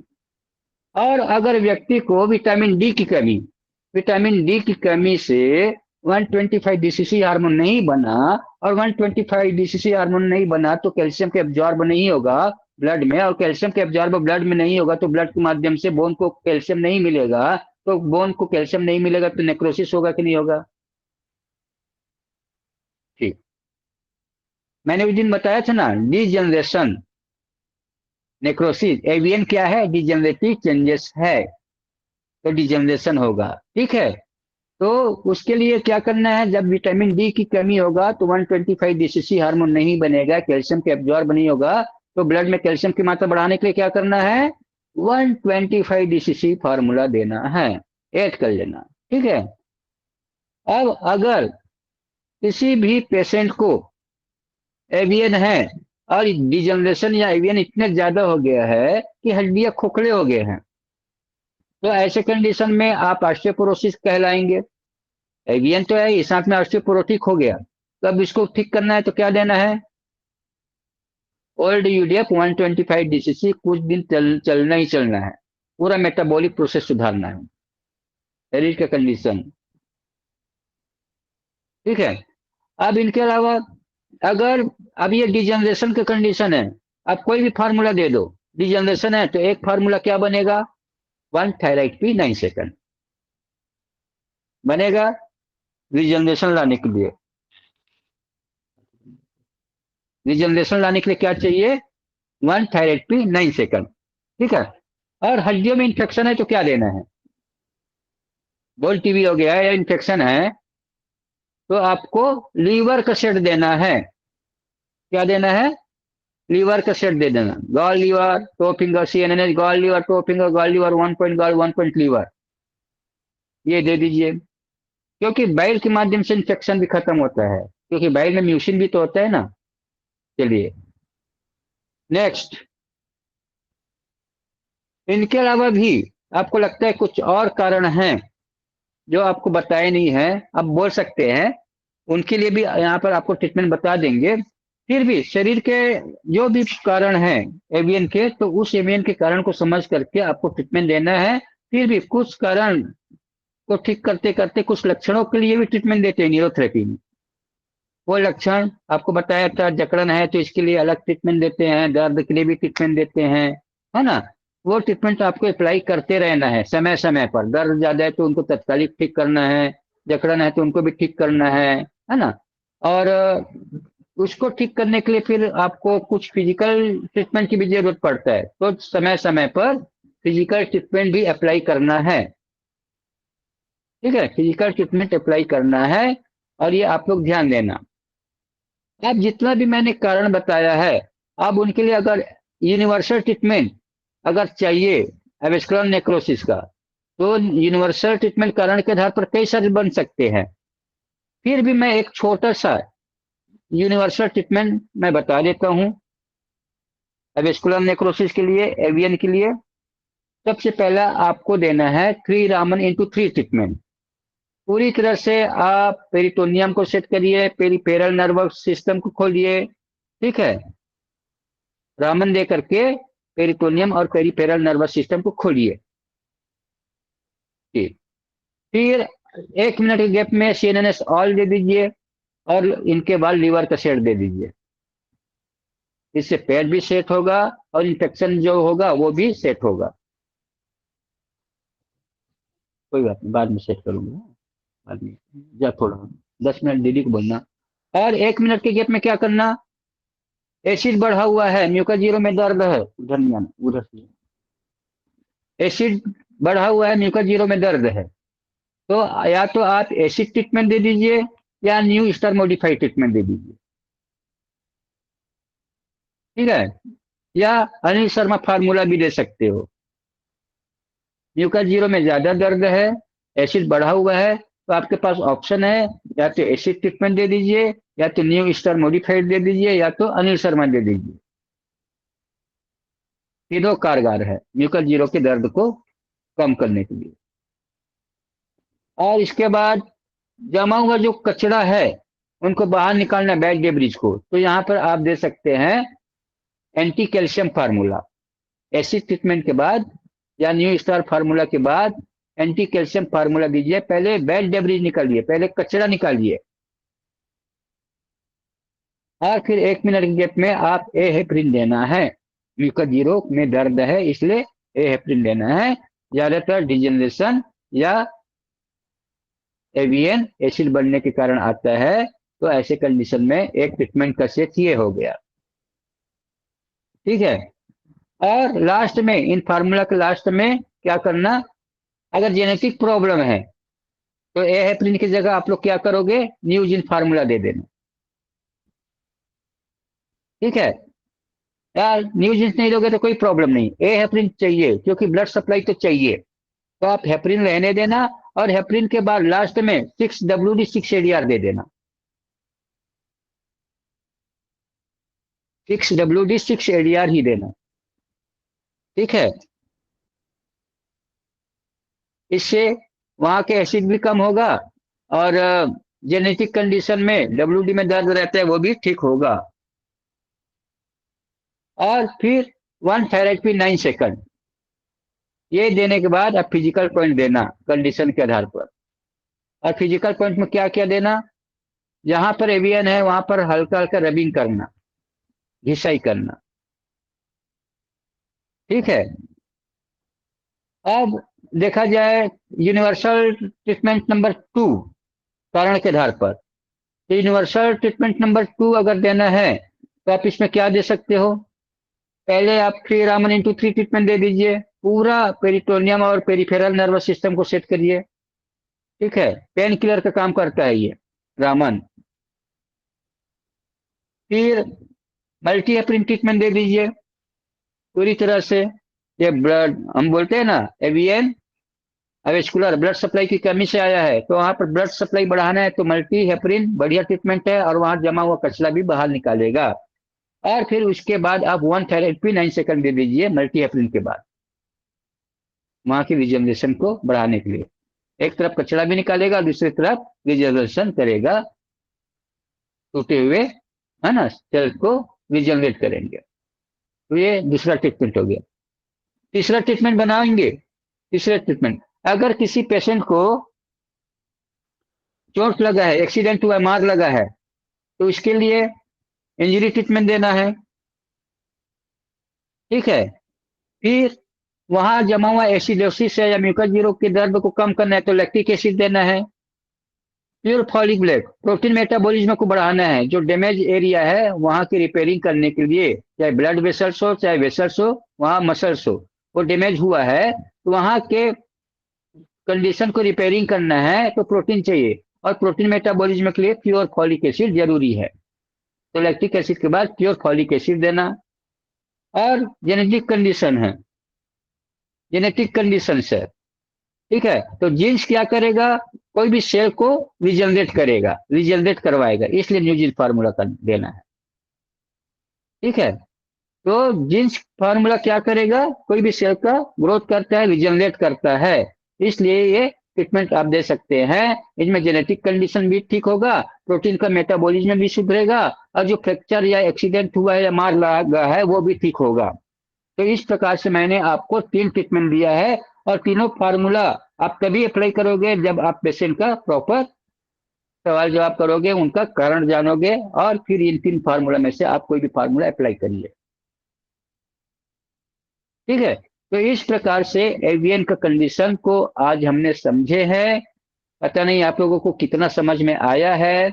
अगर समझ में आया होगा तो आप एक बार प्लीज रिमाइंड कर दीजिएगा, अगर समझ में नहीं आया होगा तो भी रिमाइंड करिएगा, क्योंकि इनको नेक्स्ट सेशन में या अगले बार कभी भी इस टॉपिक पर लेक्चर लेंगे या सवाल जवाब होगा तो उनको हम लोग सुधार सके और उसके बारे में आपको और ज्यादा नॉलेज दे सके।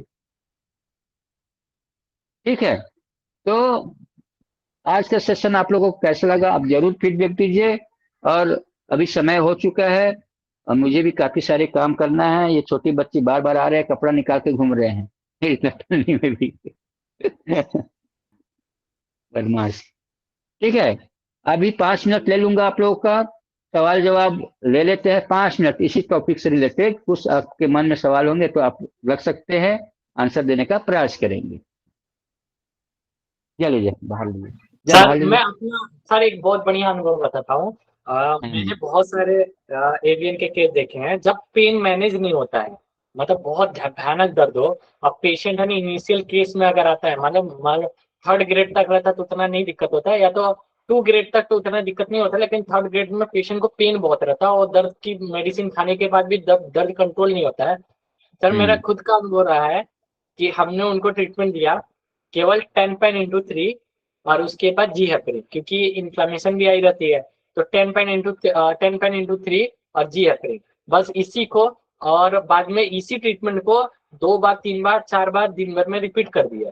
ठीक है, और इसी को स्ट्रॉन्ग बनाने के लिए हमने एक और प्रयोग किया था, M heparin X heparin M heparin, यानी 10 पेन इंटू 3 एम हेपरिन, फिर 2-3 मिनट के गैप पे फिर एक्स हेपरिन फिर एम हेपरिन। ये इतना ज्यादा स्ट्रॉन्ग ट्रीटमेंट बन जाता है कि इससे भी काफी अच्छे रिजल्ट मिले हैं। लेकिन जो आपने हम्म। फॉर्मूले बताए इसको भी फॉलो किया, और हमने और भी कुछ ट्रीटमेंट किए थे, जैसे आपने जो बताया मल्टी हेपरिन के पहले भी इलेक्ट्रोलाइट को बैलेंस करने के लिए सिस्टिटो फिंगर बॉल लीवर भी ऐड किया जा हाँ सकता है, दे और सकते हैं, बहुत दे अच्छा सकते अच्छा हैं। परिणाम चाहिए। और आवश्यकता अनुसार ब्लड सर्कुलेशन है ना फीवर बोन में ज्यादा तेजी से बढ़े, इसके लिए फिजिकल पॉइंट है न्यूरोथेरेपी का, वो है विटामिन फॉर्मेशन, तो उसको भी हल्के हल्के हल्के हाथों से किया जा सकता है, जिससे वहां पे रक्त का संचार तेजी से बढ़ पाए। जो हम इंटरनली ब्लड सर्कुलेशन बढ़ा रहे हैं उसके साथ में एक्सटर्नली जब हम ब्लड सर्कुलेशन बढ़ाते हैं तो और तेजी से पेशेंट को राहत मिलता है। जोर जबरदस्ती नहीं करना, मसल को धीरे धीरे धीरे धीरे क्लॉकवाइज करते हुए करना है।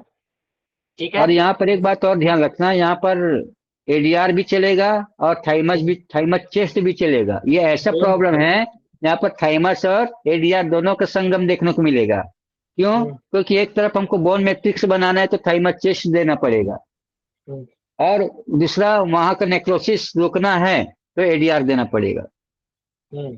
दोनों कंडीशन है बनाने के लिए, थाइमस चेस्ट देना है, और थाइमस चेस्ट से भी दर्द ठीक होगा और एडीआर से भी दर्द ठीक होगा। एडीआर से एसिड कम होगा और थाइमस चेस्ट से इलेक्ट्रोलाइट बैलेंस होगा। ठीक है, तो यहाँ पर दोनों का कंडीशन मिलेगा।